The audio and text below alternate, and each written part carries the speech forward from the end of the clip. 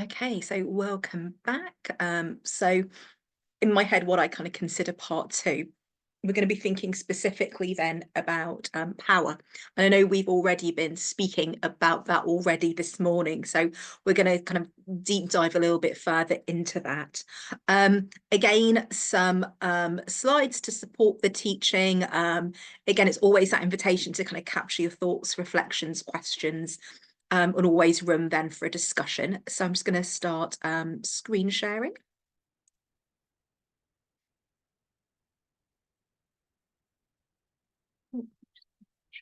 Bring it up full screen.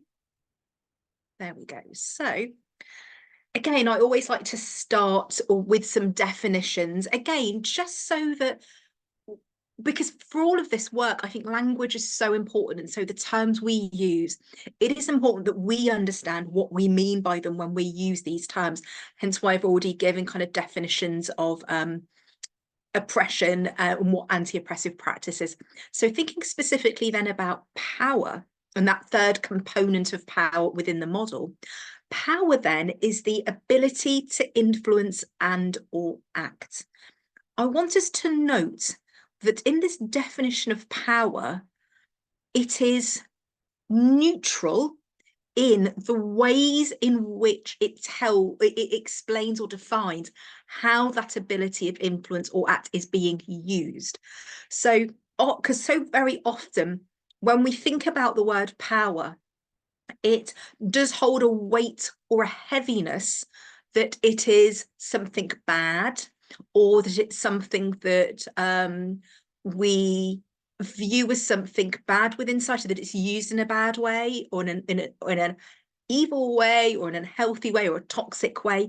And so therefore, I think there is some stigma around it, that because it's often positioned socially, culturally, politically as something bad, it's also something then that we don't want. There's a stigma around it. So therefore, then we don't want to acknowledge that we have any, maybe, or that if we're offered it, we don't want it, like it's a bad thing to have. But I want us to know actually that the definition of power is neutral.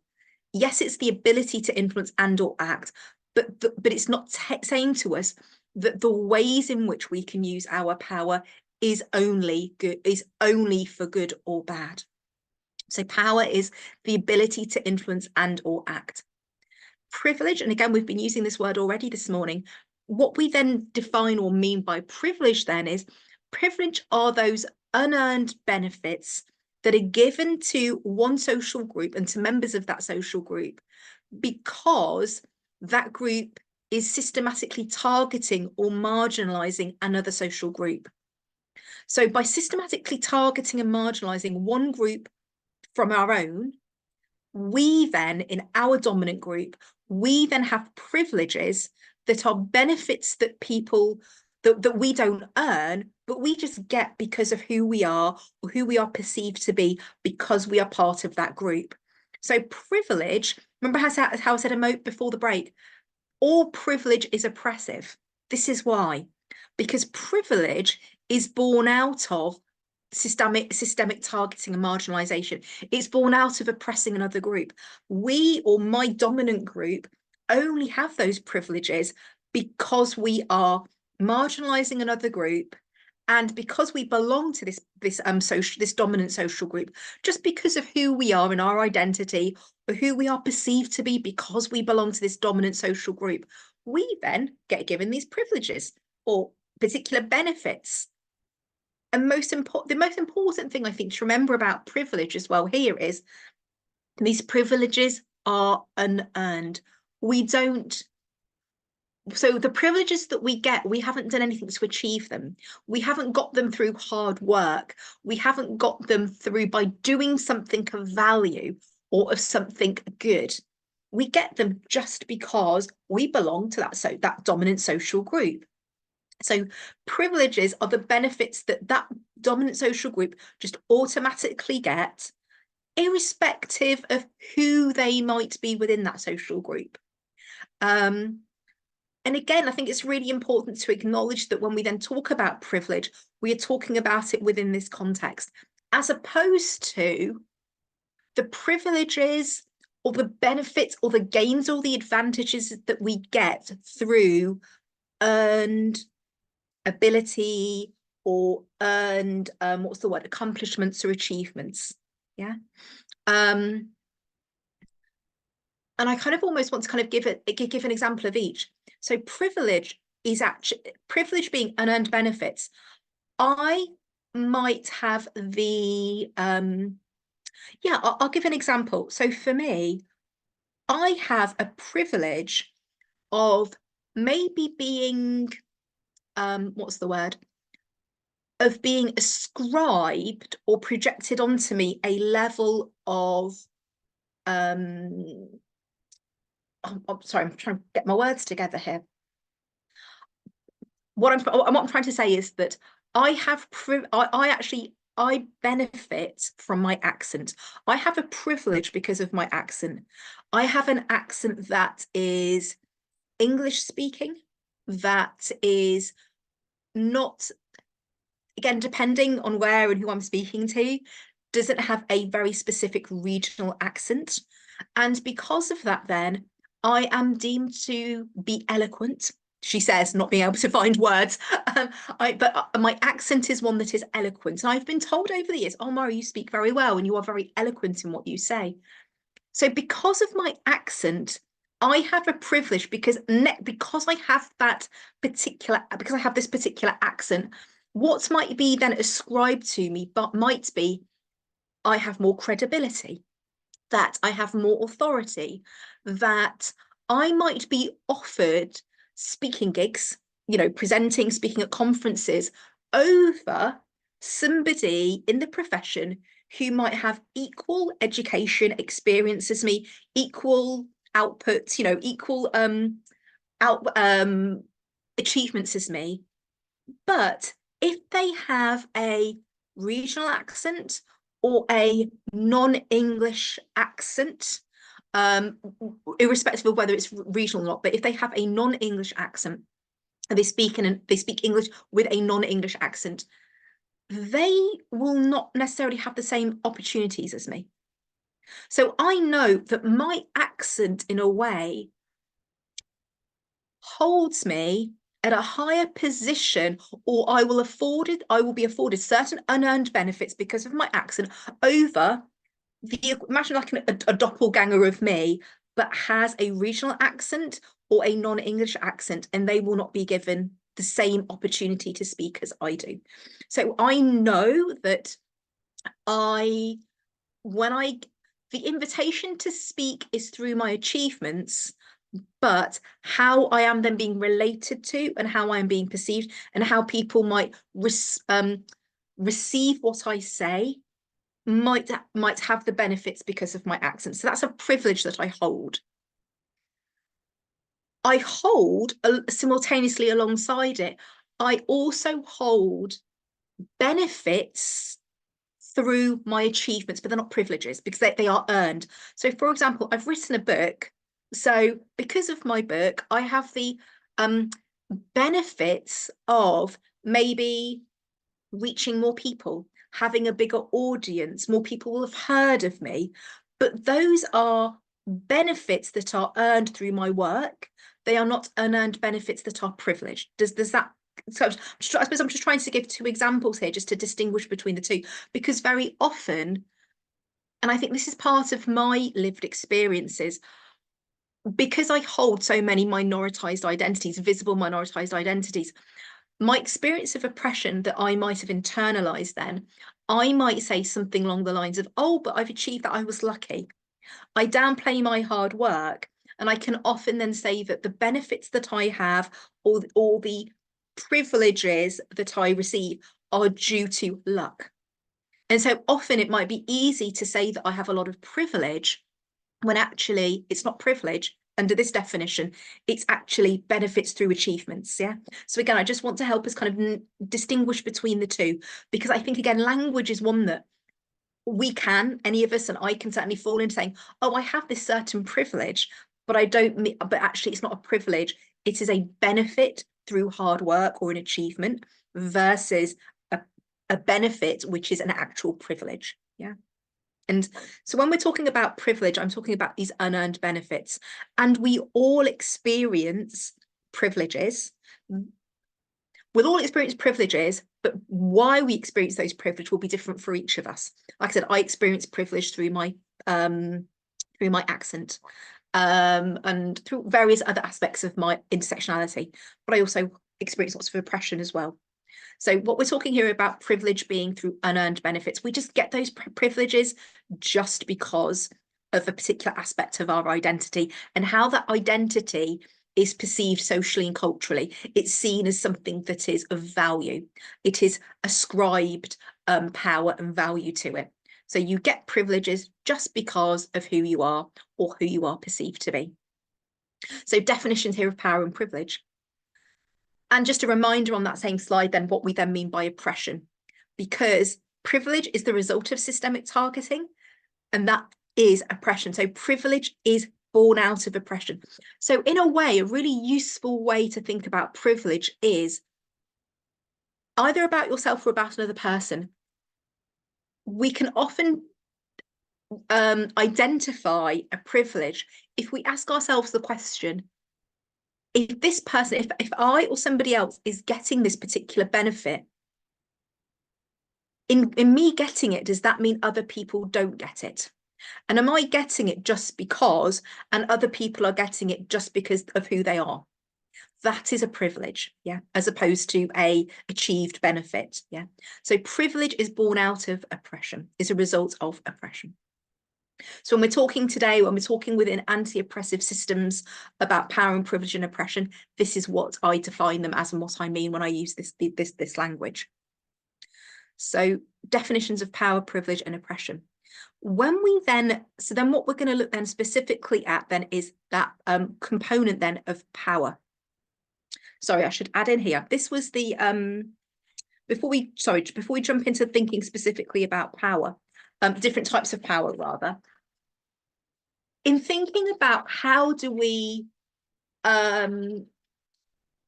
know, or how do we understand where we get power, privilege, or how do we understand why we experience privilege and oppression? It is born out of, as I said a moment ago, if I go back a slide, sorry, we get privilege because just because of who we are and who we are perceived to be. And it's a result of oppression of other groups. And when we say it's because of who we are or who we are perceived to be, what we're talking about is our identity.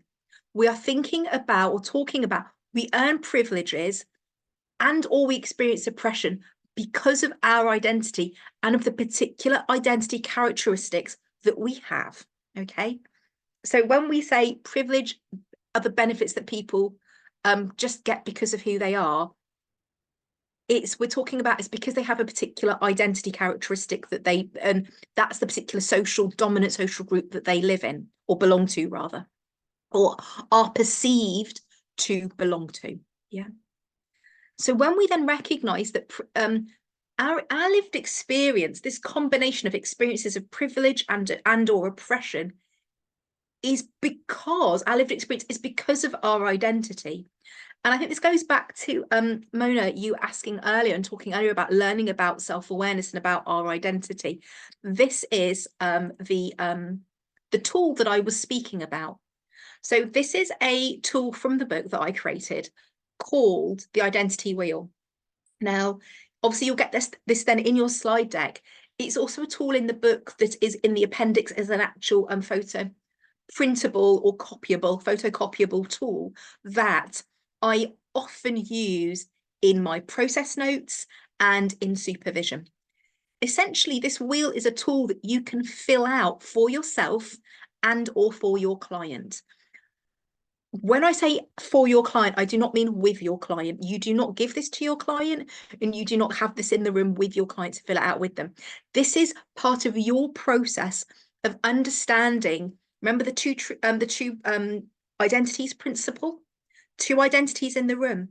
When you fill this out, one for yourself and one for your client, you are starting to understand what is the construction and composition of the two identities that are in relationship with each other.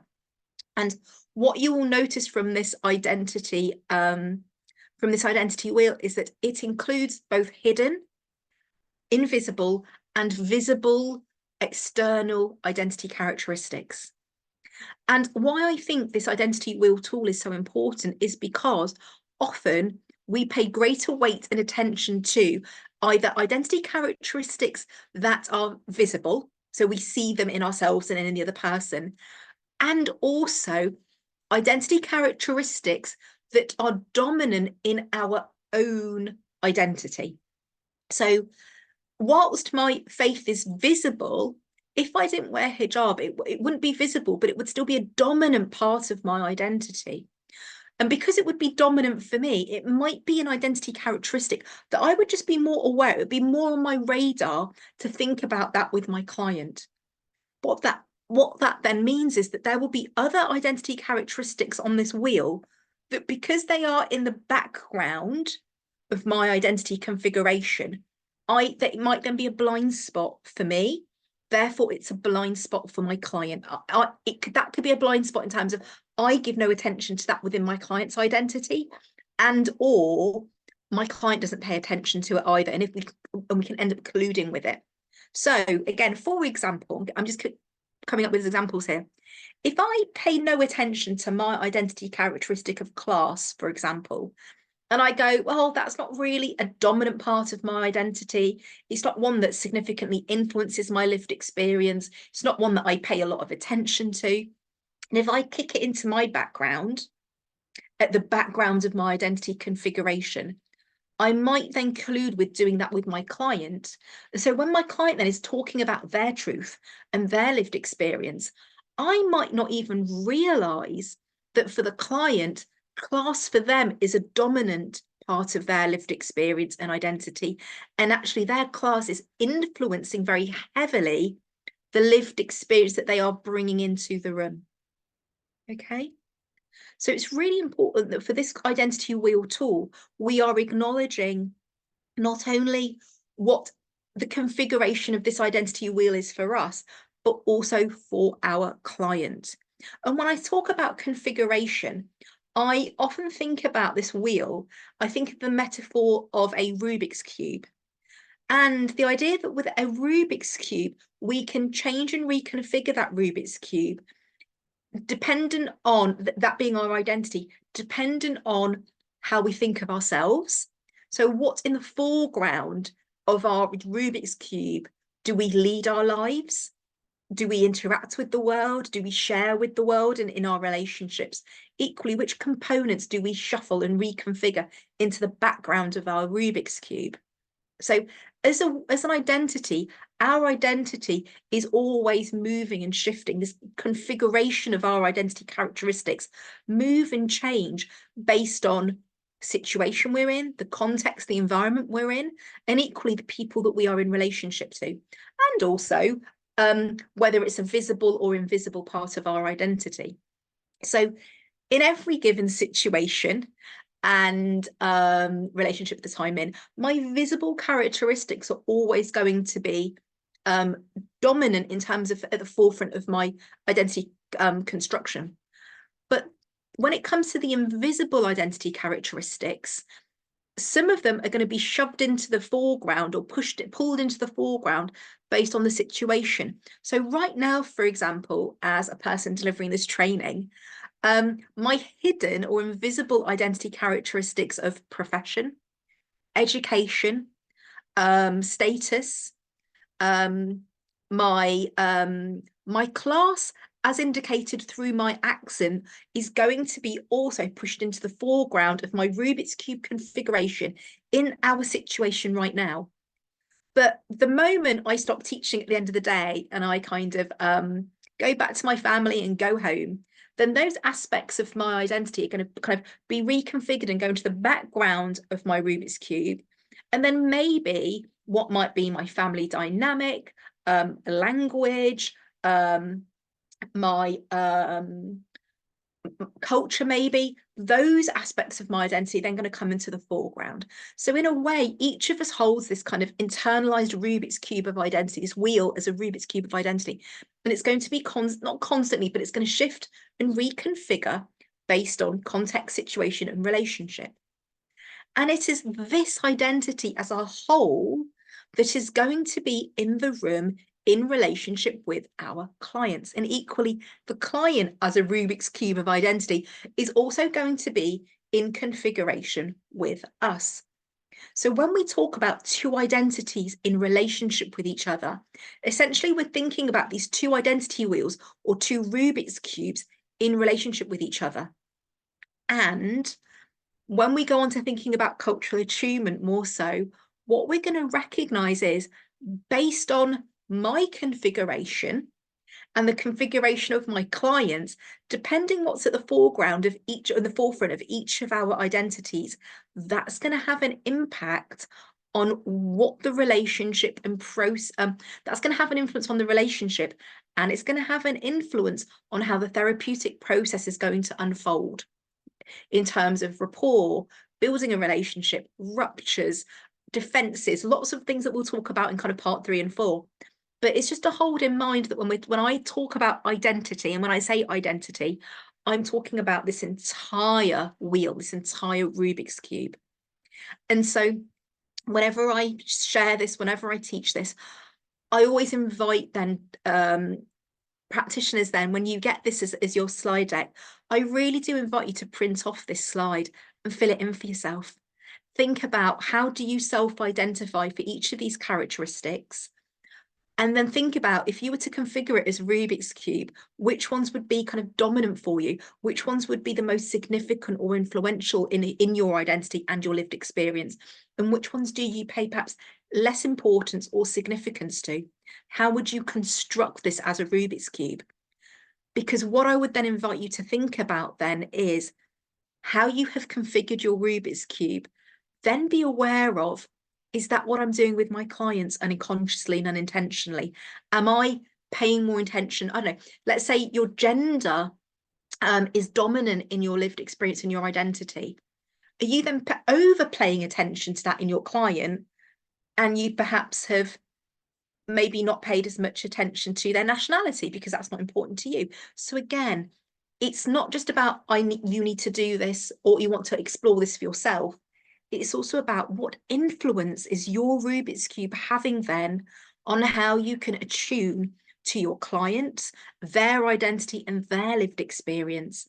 How can we be more informed and be more aware of a client's Rubik's Cube of identity so that when they're sharing their lived experience, it is their Rubik's Cube that is in that is the context of that lived experience. So we're starting to put some of these kind of jigsaw puzzle pieces together in a way. We're not looking at identity separate to lived experience, and we're not looking at identity separate from the narrative that the client's bringing into the room, like the context. So we recognize it's identity is a Rubik's Cube that influences lived experience out there, and that lived experience out there is filled with privilege and or oppression, and that's the context for which they are bringing that into the clinical room. So as a tool, I think this is really helpful and useful for me anyway, as kind of foundational to then those principles of cultural attunement, to identities and to truths in our work. But I always invite delegates to first of all think about this identity wheel for themselves first, to really think about what is it that's influencing how I'm showing up in the room, and what is being self-disclosed either unintentionally and unconsciously, and what is being self-disclosed intentionally. Because I know that there are, trying to think now, 3 or 4 at least identity characteristics that I'm self-disclosing before I've even opened my mouth. Like the moment that my client sees me, I'm already sharing parts of my identity, my gender, my ethnic heritage, my faith, my age. And I know some of these are going to be generalized, but no one's going to know specifically what my ethnic heritage is, but they can guess that I'm I have a visible racialized identity as brown. So what's going to happen is some of these some of these identity characteristics are already being self-disclosed from the moment we start working with our clients, and that is going to have an influence on how they are going to show up, and whether they respond to our identities as something positive, neutral, negative. What assumptions, projections, fantasies are they bringing into the work, because they already see that, because they're already relating to parts of our identity. And of course, vice versa. What of our client, what identities of of the client that they are immediately self-disclosing to us, and what's our response to their identities? So it is beyond just, I'm saying that intentionally, it is beyond just knowing the identity. It is about saying, okay, so how is that influencing how we are both showing up in this space and in relationship to one another? And often, I say often, but it can be that parts of our identity are, or an identity characteristic is the very reason why that client is coming to see us, especially if we're in private practice. So again, so much for being a blank slate. Actually, it's because of our identity that client's in the very room with us in the first place. So again, this is why knowing ourselves, knowing our identity, knowing what impact it might have is so important then to being anti-oppressive, because it will be straight away be influencing the client in front of us, and as I said, vice versa.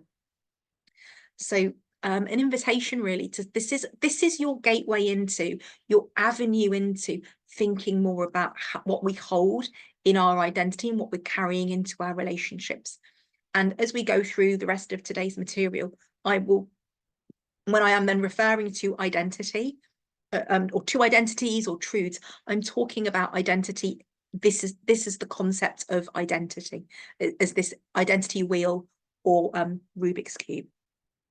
So, as I've said, power and privilege is born, and oppression is born out of us each holding an identity, and we go out into the world and we are in this systemic and structural context.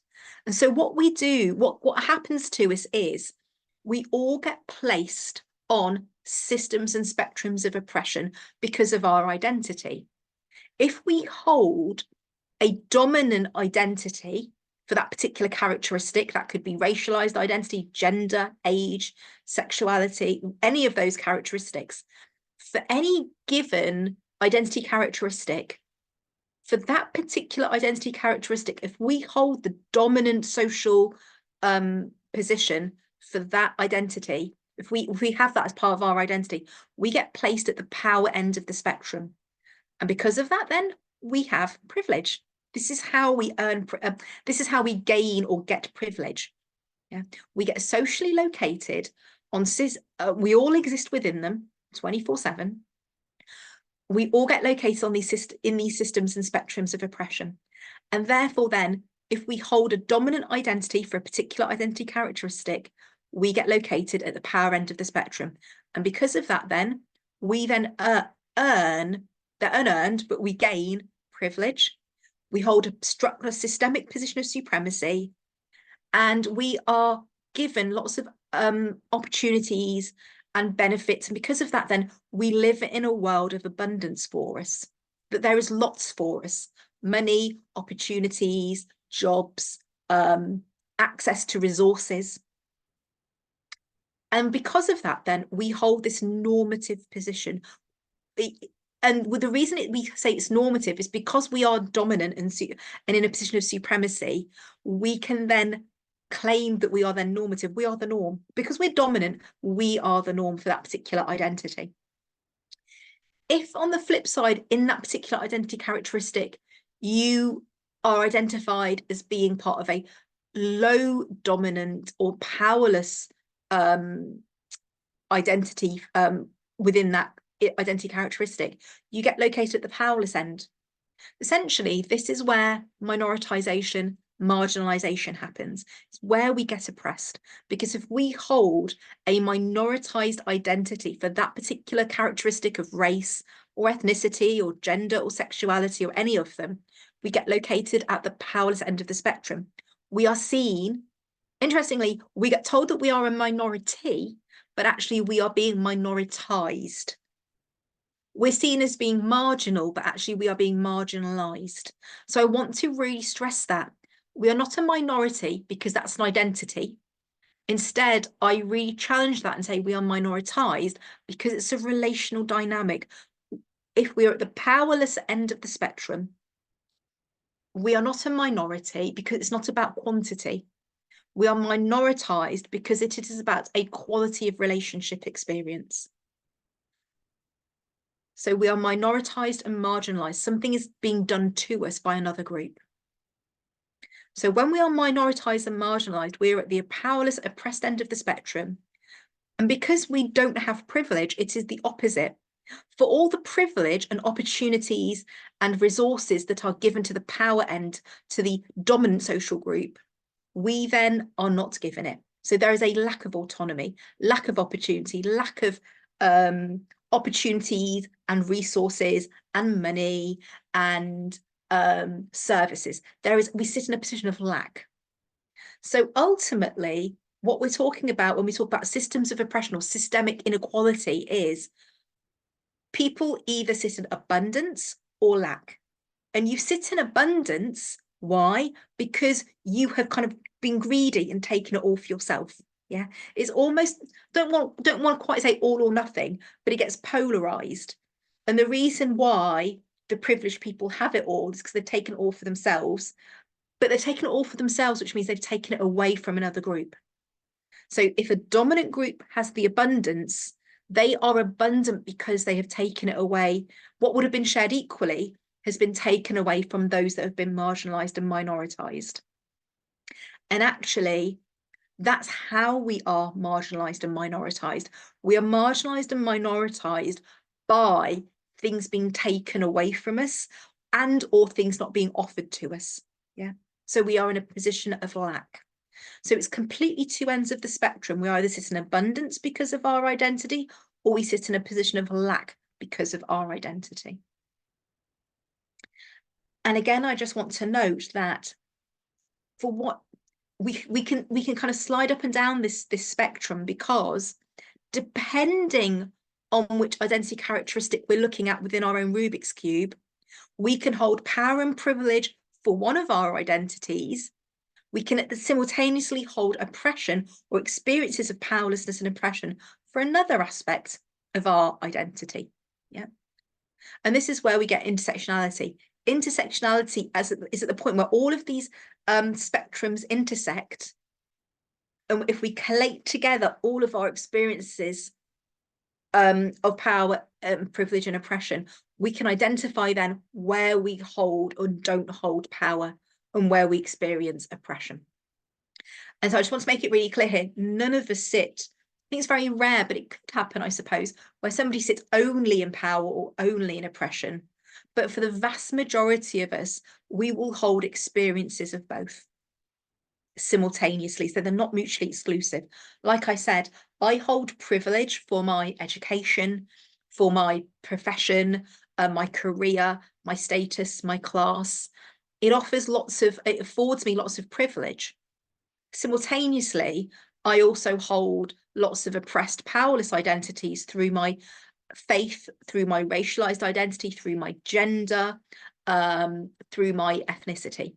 Yeah, I hold all of them simultaneously. So it's again, depending on situation, relationship, context, I'm kind of navigating, being kind of slid up and down these spectrums essentially, and that's going to be true for most of us. Okay. So because of this, then, where we hold power and or oppression, there will be times where we hold power in some contexts, and in other contexts we don't hold power. And it's often because, as I said, of those two Rubik's cubes, those two identities in relationship with one another, we might find ourselves sliding down to the position of being oppressed because the person that we are in relationship with holds the powerful position. So if I'm in relationship with Let's take gender as an example, being cis female. If I am in a relationship with a cis male, because we are at opposite ends of the gender spectrum of oppression, our gender might then influence how that person, how the cis male utilizes their power in relationship to a cis female because of their lived experience of holding power over cis females, over actually any gender, any other gender apart from cis male. Equally, because in relationship to a cis male, socially, culturally, I am in a more powerless position, the way I might then show up is to then take up a position of powerlessness if I am not conscious of that. Unconsciously, I might show up in a position of powerlessness. So it's not, so how we show up and relate to people is not just because of my own identity, it's how does it configure and relate to their equivalent of it. So as an example,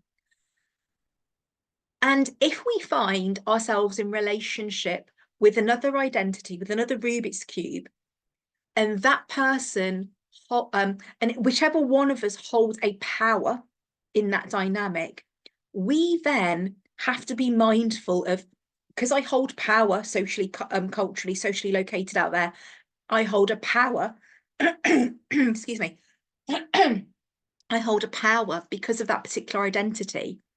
I then have to be anti-oppressive, I then have to be really mindful, what do I do with that power?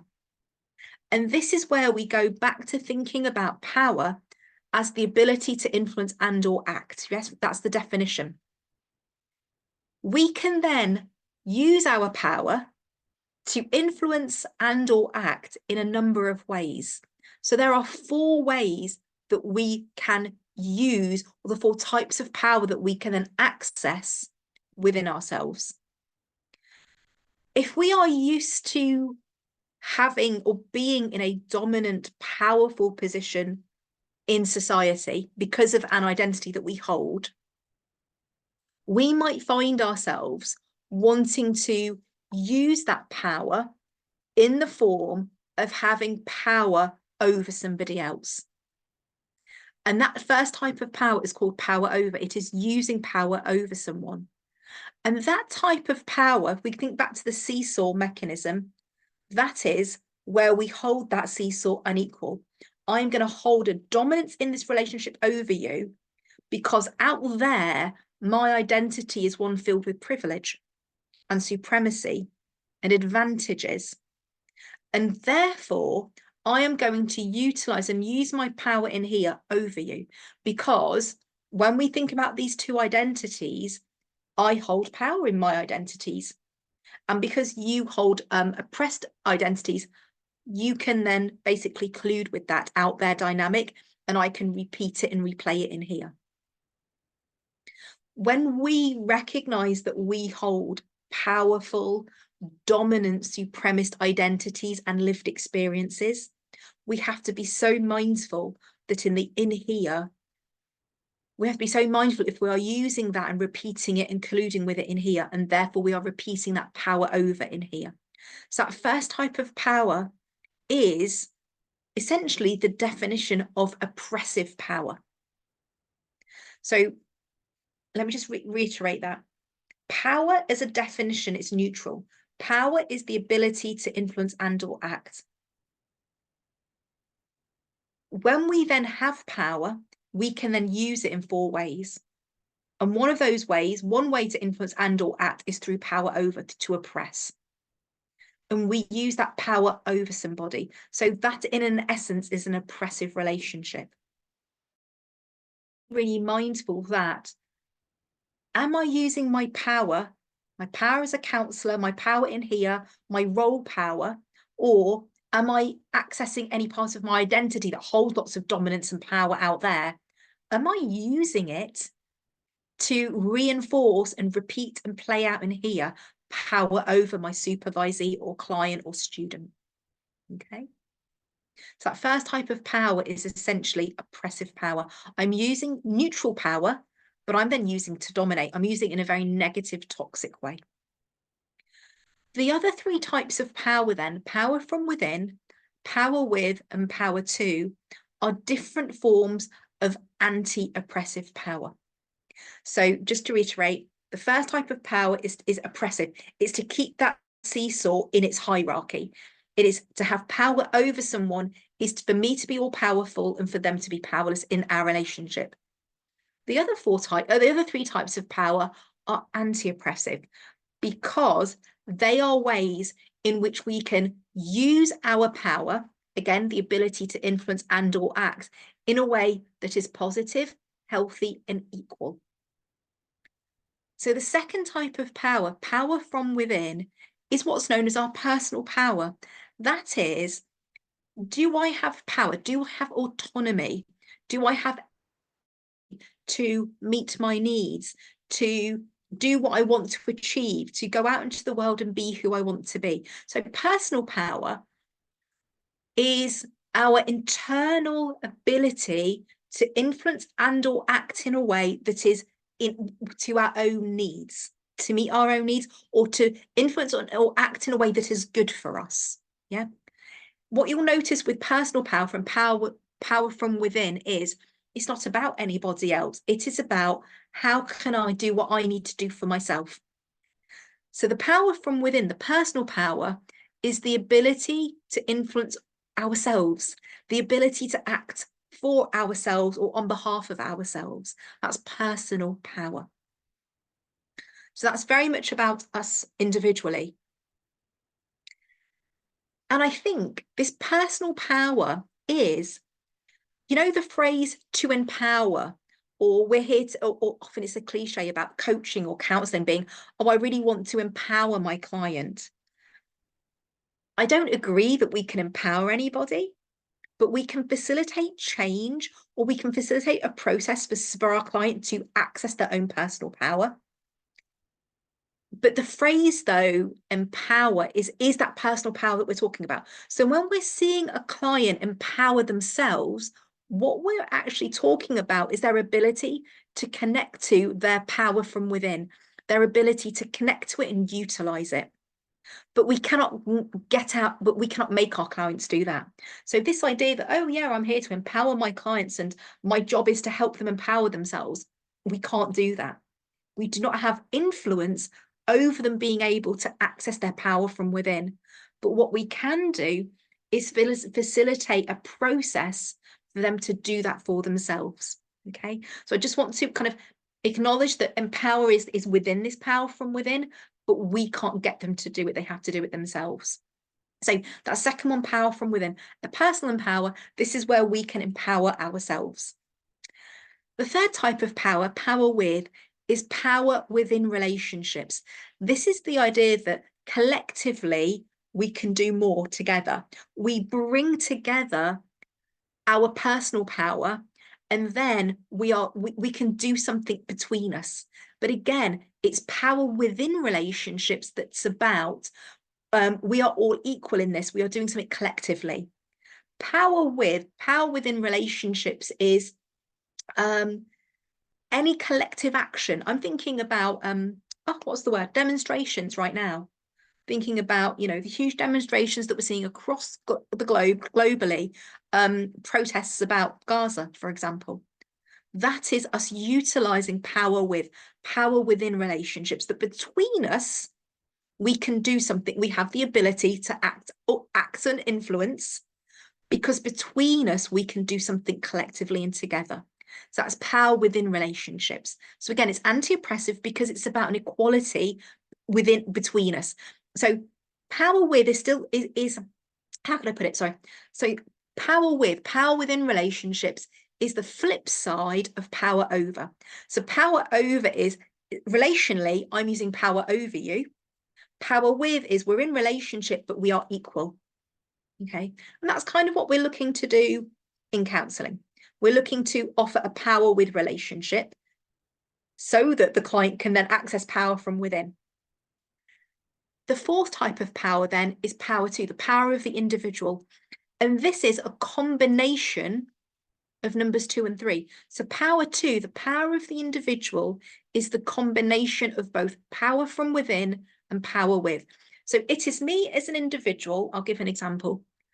my power too, my power as an individual is that I access and embrace my personal power, but I also have power in my relationships to be able to achieve in life. So that might be writing a book, publishing a book. That might be me being able to go out and deliver training. It's because I have personal power, but also because I have the support of my power within relationships, because I have people supporting me and helping me and encouraging me. So that's the power too. That's the power of me as an individual. I can go out and influence and act in the world, but I'm not doing it on my own. I'm doing it in relationship with others. And I'm also utilizing my internal personal power as well. And so it's a combination of both of those means that I have power of me as an individual. So I think it's really important that we recognize that there are these 4 types of power.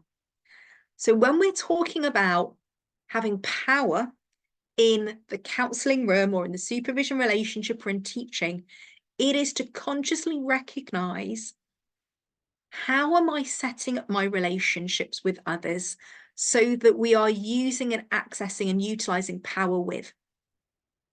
And how am I using my power from within, my personal power, to support those relationships, as opposed to, I'm going to use my power to dominate you, to oppress you. Yeah. So again, this is about us making that pivot, that intentional, conscious choice, that where we hold power in our identity and in our role power as counselors and supervisors, that we are intentionally choosing to use that power as power from within, power with, and power to. And that we are not unconsciously or consciously using it oppressively to power over somebody else. Okay. I'm just going to stop sharing. Tanya, I see your hand come up, so let me just stop sharing and come back to gallery, please. Sorry, I was just wondering, because here's a question. Sure. So I guess in the struggle to challenge structures of inequality, sometimes we still have to use power over. So I guess I'm trying to think about some of the work that I'm doing at the moment, and how conscious I am that sometimes I am using my power, my privilege, and the benefits that come with it to challenge some of the things that I don't think are correct. But in doing that, I am using power over, I think. I'm getting confused, I guess.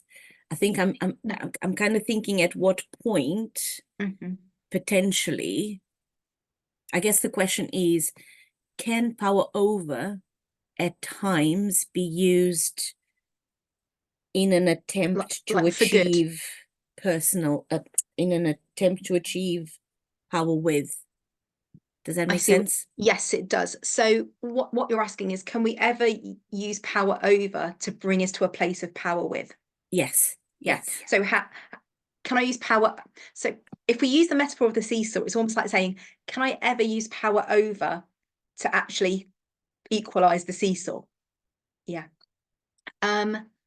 So really, it's a really good question, because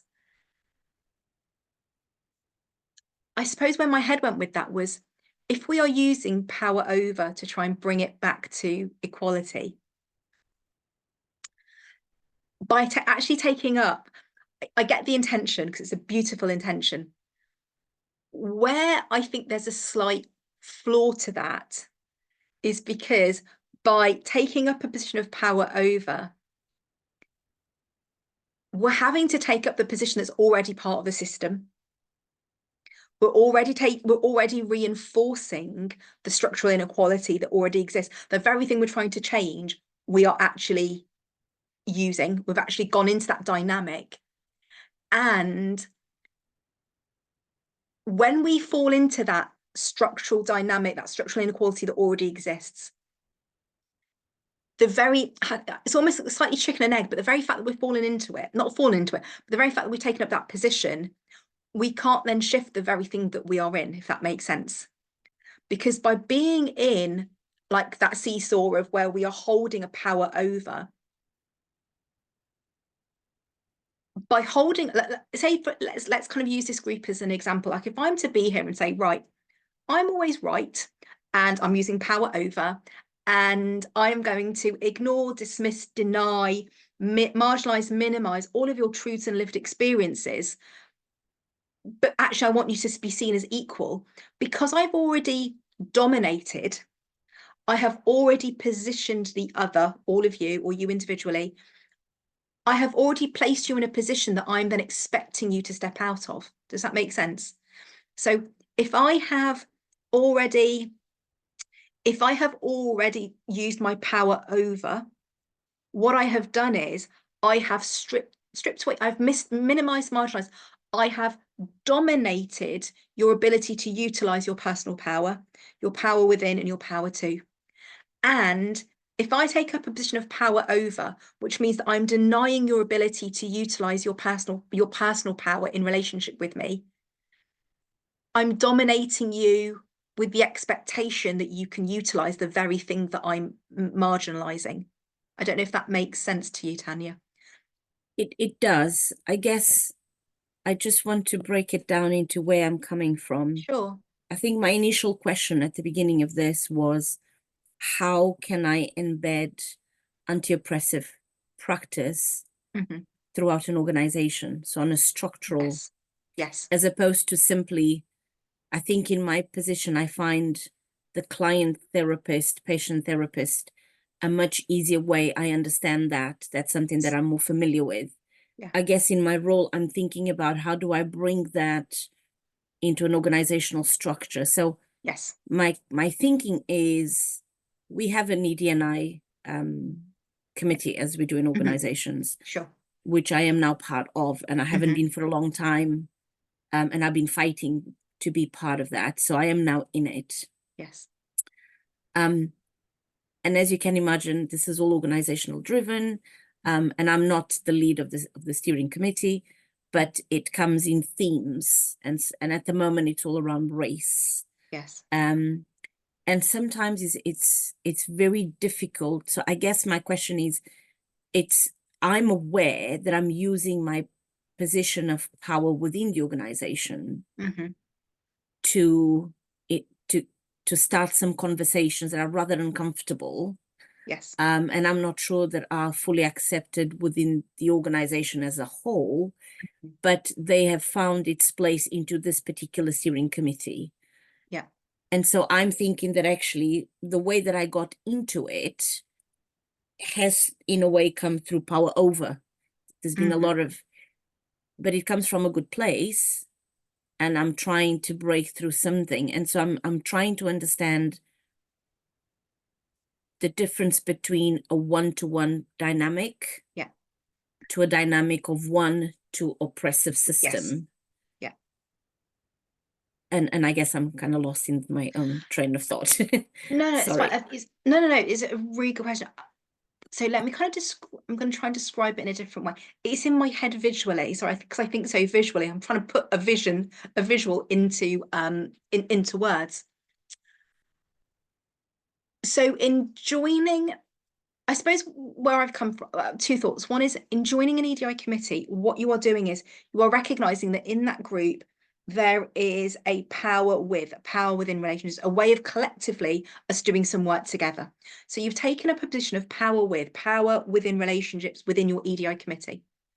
And in your EDI group, you are now wanting to take that to the powers that be and say, this is what needs to be changed or embedded.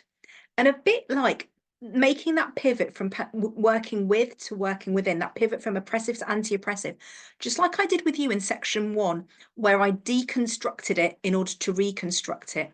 What you are doing essentially is going to those powers that be and saying, rather than saying, this is what you need to do differently, it's a case of, this is what needs to be deconstructed in order for it to then be reconstructed, because this is where you can then use your power with those power within relationships to invite them into that space as opposed to going in with power over and saying, you need to do this.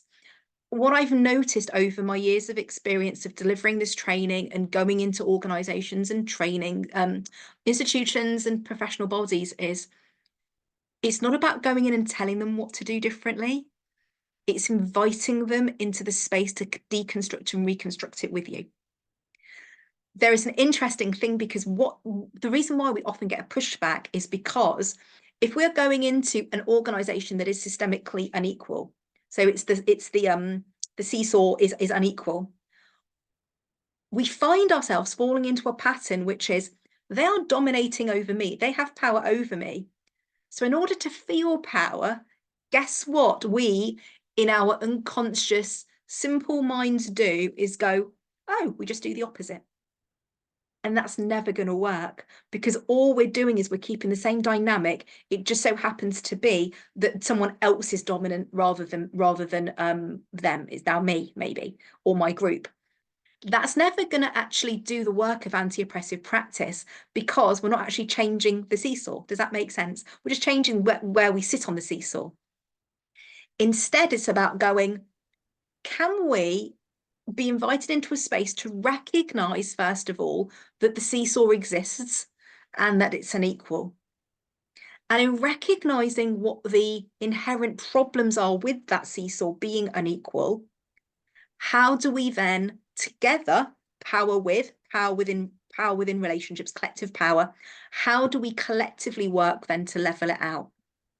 But it's really interesting, though, that when we're in any institution or professional body or group that has this power over oppressive, unequal dynamic, it's interesting that when we're in that position of powerless and oppression, it's interesting that we think that because that's our let me say that again.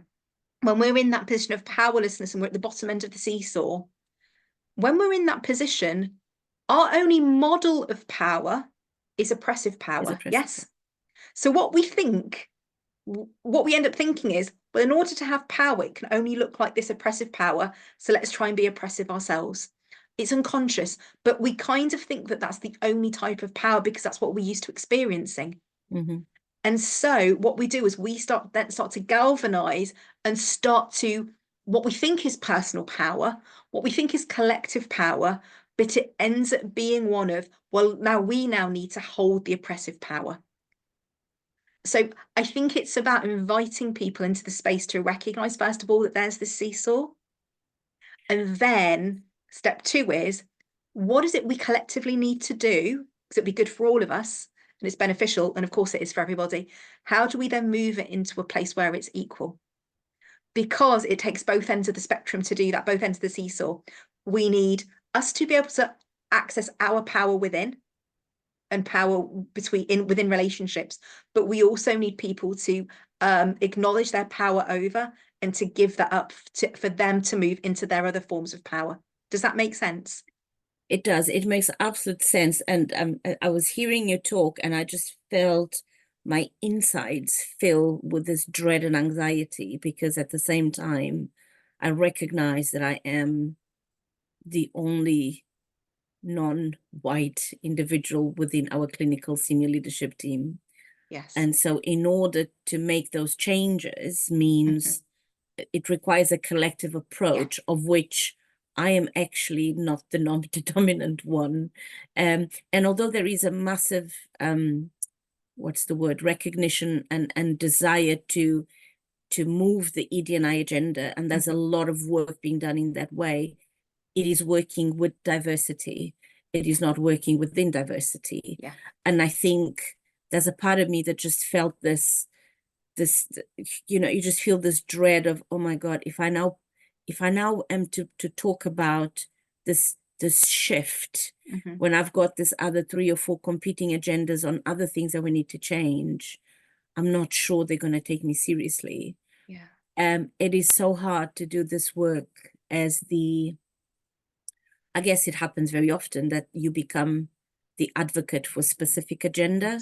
Yes. And you try to bring people with you but each individual is in their own journey. So it feels like you need to do everything on a one-to-one before you get to a position where you have a collection of people thinking almost on. So yeah, I just felt, so yeah, thank you. It makes sense. Just. And I think my piece of advice is, and to all of you who are kind of going to be taking this back into your practices and with colleagues and in teams, is find your tribe. Like, find the people that are open to working with you on this. It's like, so this again is you utilizing your power to go, how can I do this from a place of personal power? So how can I do this for my own practice, but also power within relationships? How can I start to do this work collectively so that we can then make strides within my organization, within my training team, whatever that might look like? But absolutely, it's about, you don't need to do this work on your own. Find, I always say this thing about find your tribe. So any other questions about types of power? We're going to be looking specifically then at power in the therapeutic setting itself in a moment, but any other thoughts or questions about types of power?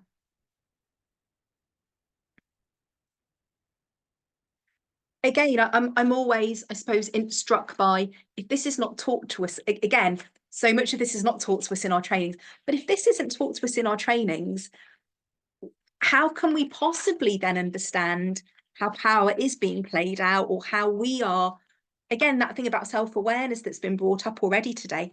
If we're not aware of the different types of power, how can we then be self-aware of the type that we then are utilizing in our role or in the room with our clients?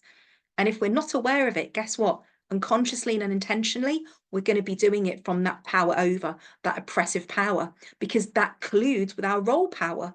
It colludes with the fact that we are in that helping position. Which very neatly brings me on to the next slide that kind of says that. Let me just share that with everybody. There we go. So talking about role power, power. And so when it comes to power in counselling or any helping relationship, it is implicitly already there in the relationship, because one person is the helper, one person is the helpee. There is one person that can do the helping and one person that is looking for the help from the other.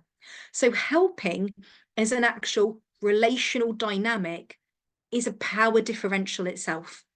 So even if we could hypothetically remove any other aspect of our identity and we were truly that blank slate and we were only the helper, only the counsellor, and we had no other identity. AI has just popped into my head, kind of an awful thought, but yes.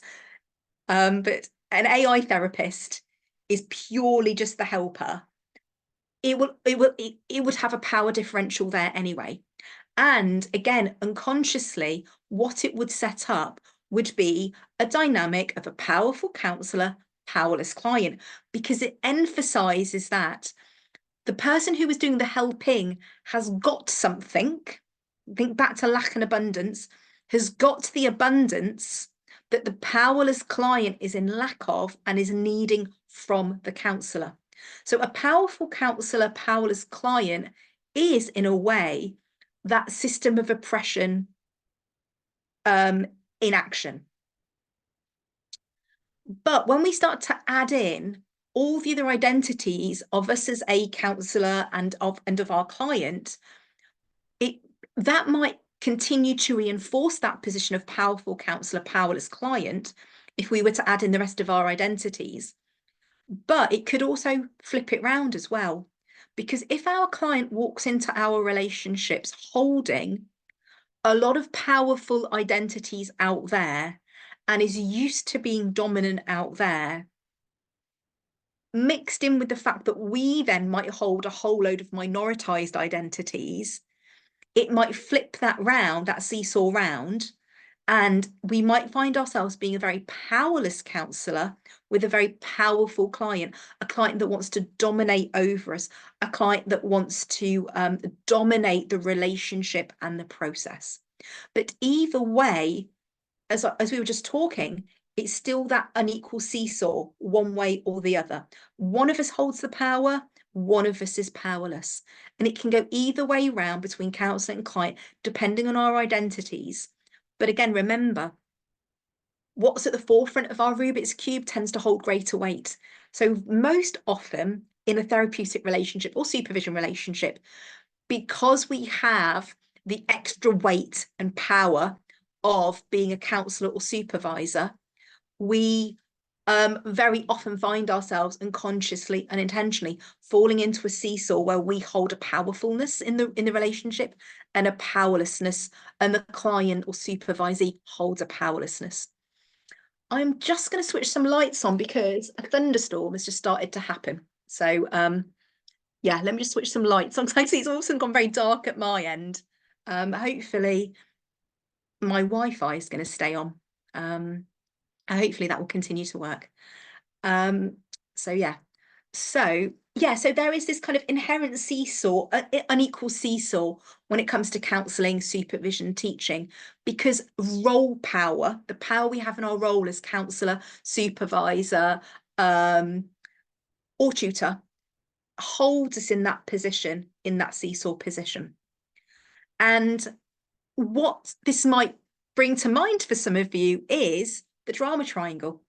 What helping does, or that helping as a relational dynamic, it creates a drama triangle. So again, what we might find ourselves unconsciously doing is we might fall into a drama triangle with our client.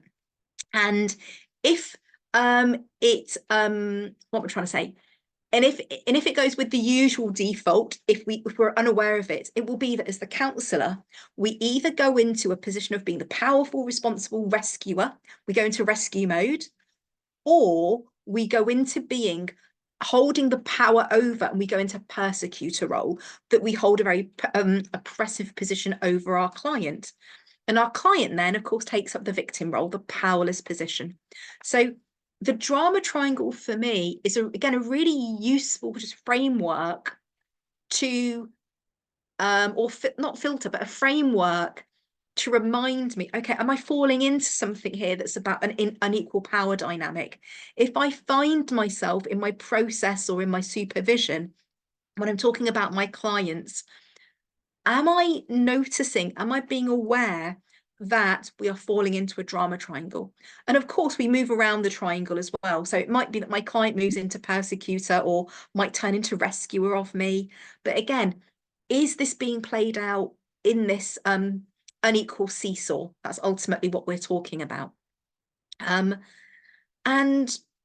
as examples of this, of course, as the rescuer, with a rescuer, I think often it will be, remember how I said a moment ago, that personal power, that second type of power is personal power. And if we find ourselves thinking about our clients and going, I'm here to empower them, I'm here to help them do X, Y, or Z, or I'm going to do X, Y, or Z for my client, we've fallen into rescuer. And we are actually using our role power to dominate our clients. It's still oppressive. Being the rescuer is still a very oppressive position. So on the surface, being the rescuer might not sound as bad as being the persecutor, but actually both being the rescuer and the persecutor is in both positions, you are utilizing power over your client. It's just that being a rescuer just looks nicer, but we are still holding a dominant position because we are wanting to do something to our client. I'm going to empower them. No, we can't. We can't. It's impossible to empower a client. What with it can be masters. Oh, I'm helping my client to access or get, I'm going to help them get their personal power. And it's like, well, no, we can't do that. So if we find ourselves wanting to do something to or on behalf of or for our client, we have fallen into rescuer, and we are holding an oppressive dynamic. We're holding an oppressive position, and we are utilizing our power as power over.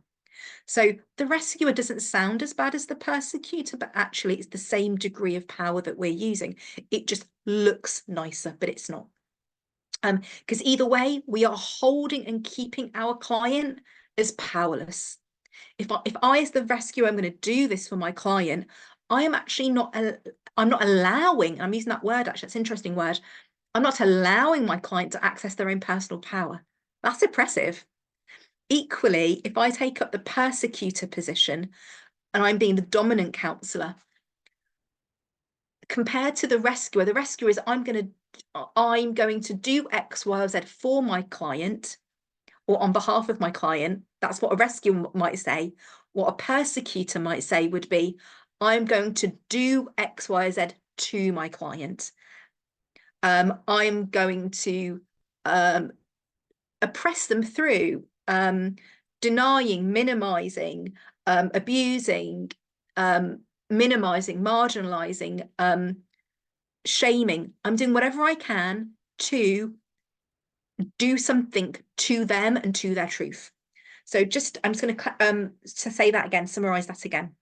A rescuer is dominating and using power over by doing something for the client or on behalf of the client.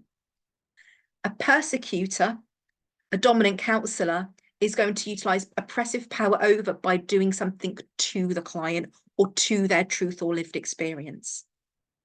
Yeah, but both the persecutor and rescuer are both using power over, oppressive power, that first type of power.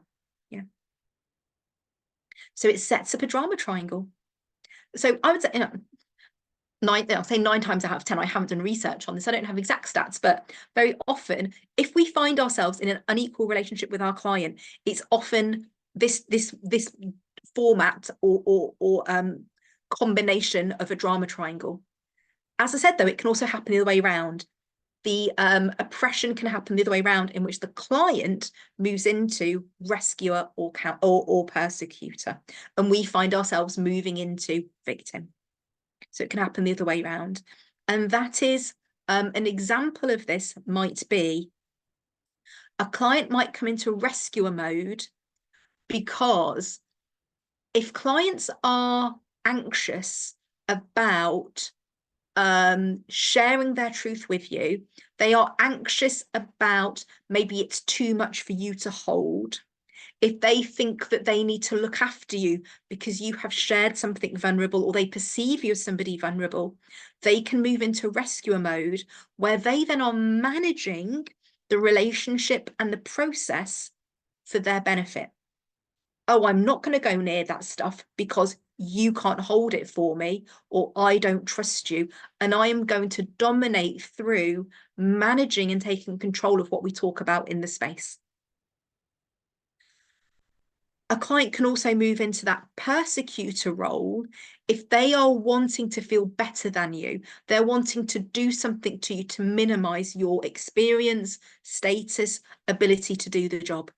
And this can come, and again, an example of this might be a client who is passively aggressively, through passive aggression, asking you, well, how long have you been doing this for? What are your qualifications? Have you had experience of working with this?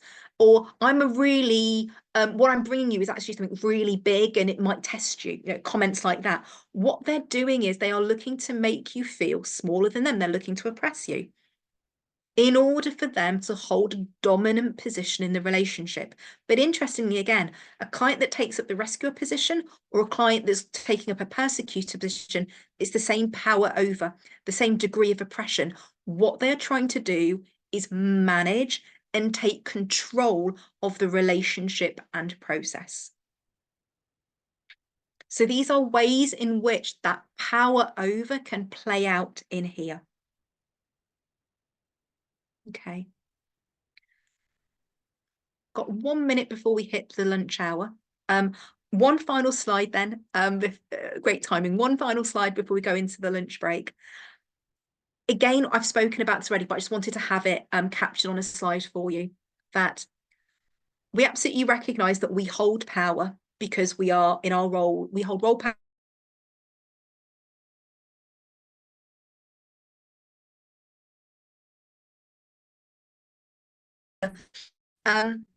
So we hold role power.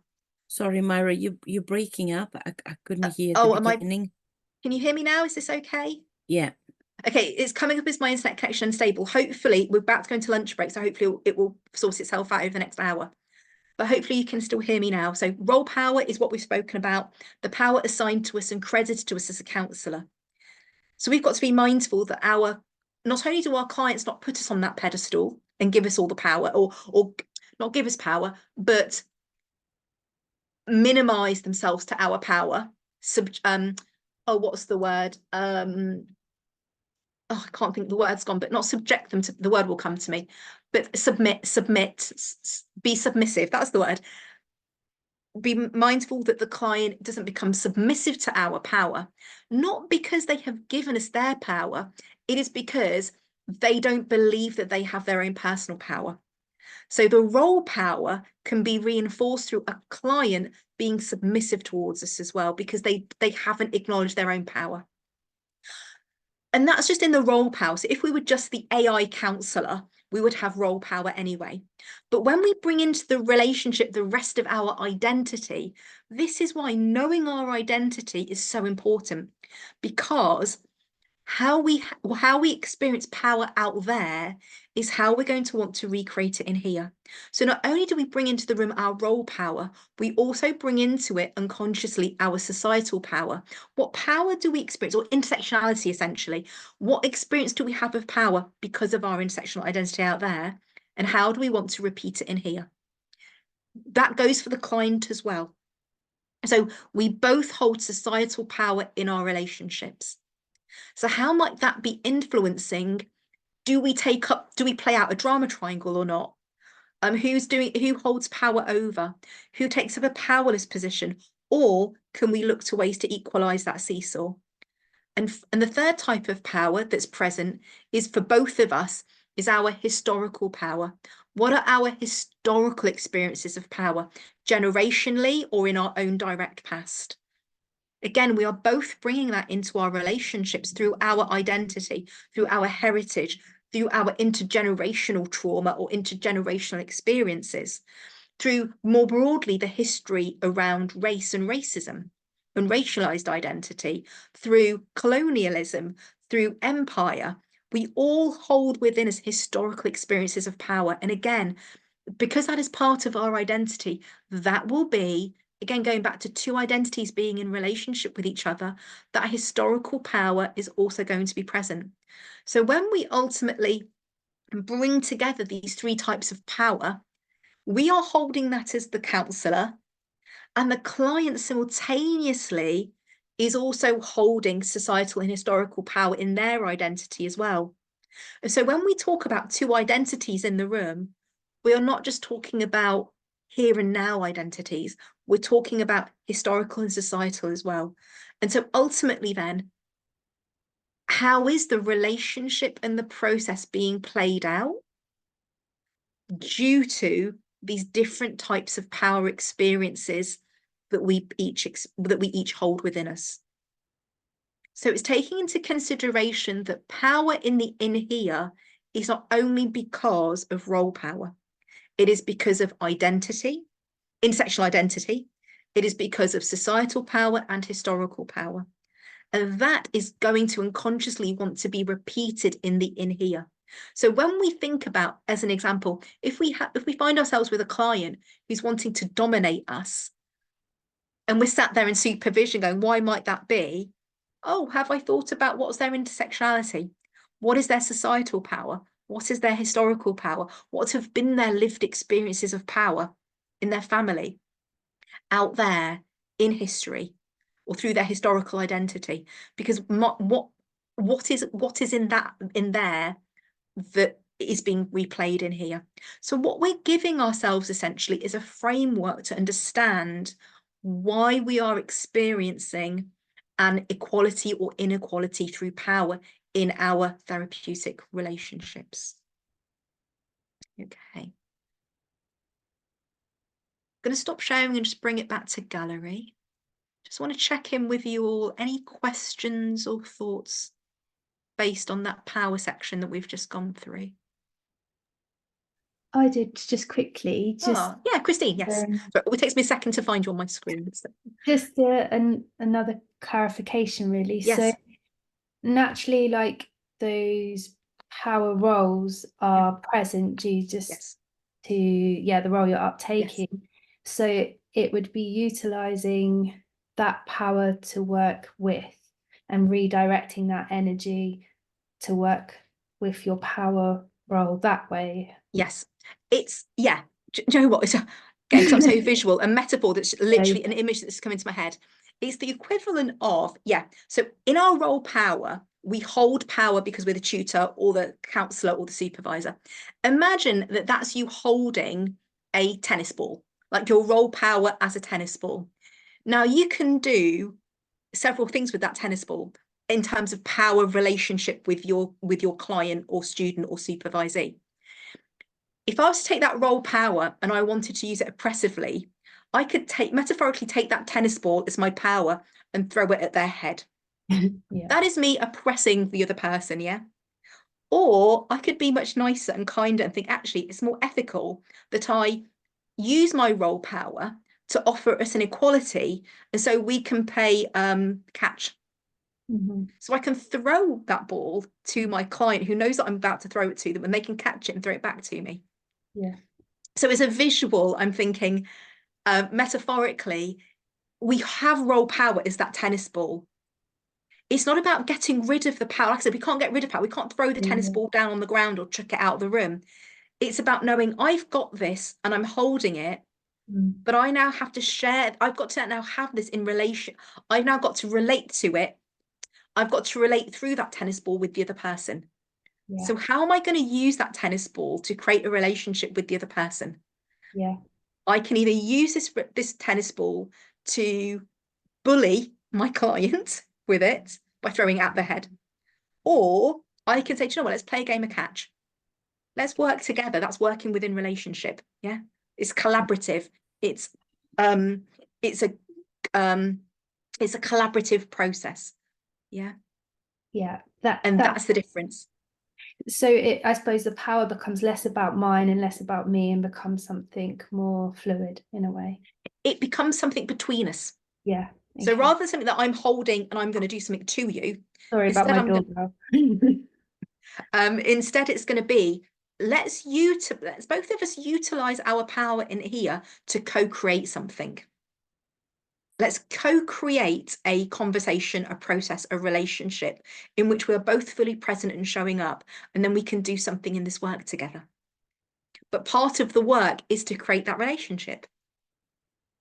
Yeah, does that make sense? Yeah, that makes sense. Hence the tennis ball is one that then gets shared, we throw it back and forth, as opposed to me holding it, throwing it at their head, picking it up, throwing it at their head again.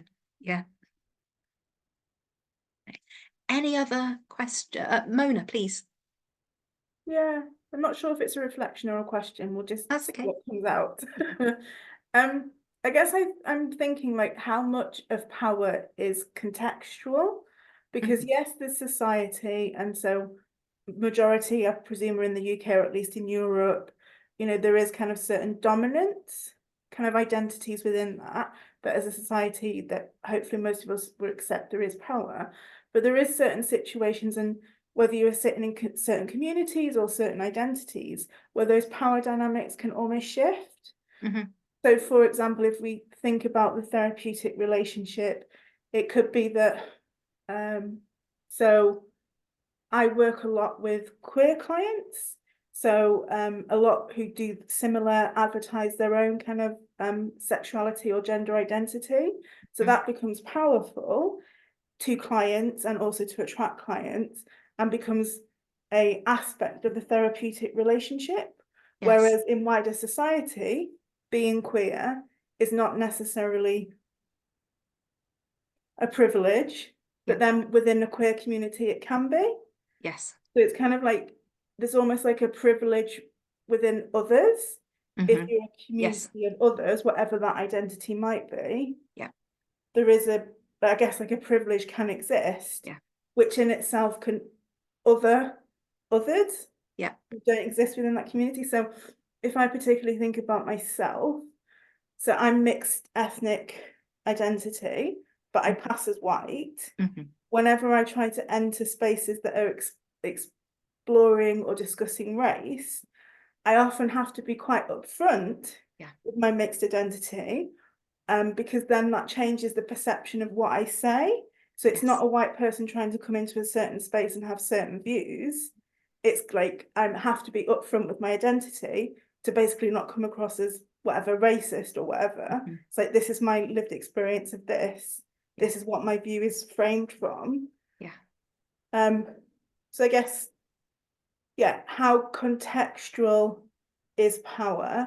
And then also kind of within that, which is a bit of kind of what I said right at the very beginning, like how much is privilege about perception?